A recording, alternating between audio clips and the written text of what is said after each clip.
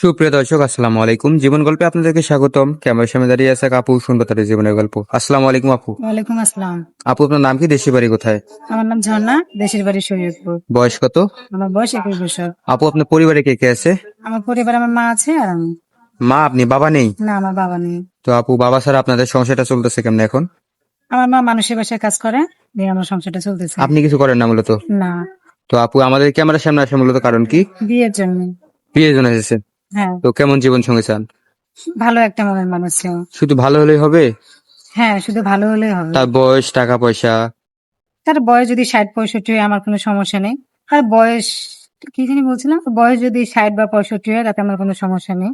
সে দেখতে যদি কালো বা ছিল তাতে আমার কোনো সমস্যা নেই। আপু, ধরেন তার ঘরে আগের স্ত্রী সন্তান আছে, বা আপনাকে দ্বিতীয় বা তৃতীয় নম্বর স্ত্রী বানাতে চায়, এরকম ভাই যদি আপনার দায়িত্ব নেয়, রাজি হবেন? হ্যাঁ, আমি রাজি আছি। সমস্যা নেই তো, না? না, আমার কোনো সমস্যা নেই। তো আপনার সাথে যোগাযোগ করবে কিভাবে? আপনাদের মাধ্যমে। সুপ্রিয় দর্শক, এই মুহূর্তে ডিসপ্লেতে একটি নাম্বার দেখা যাচ্ছে। এই নাম্বারে ইমো, হোয়াটসঅ্যাপ আছে। ইমোতে বা হোয়াটসঅ্যাপে আপুর একটি ছবি স্ক্রিনশট মেরে পাঠিয়ে দেবেন, আমরা আপুর সাথে যোগাযোগ করে দেবো। আপু, নামাজ কালাম পড়েন? হ্যাঁ, নামাজ পড়ি। তো ভালো থাকবেন। আসসালামু আলাইকুম। ওয়ালাইকুম আসসালাম। আসসালামু আলাইকুম।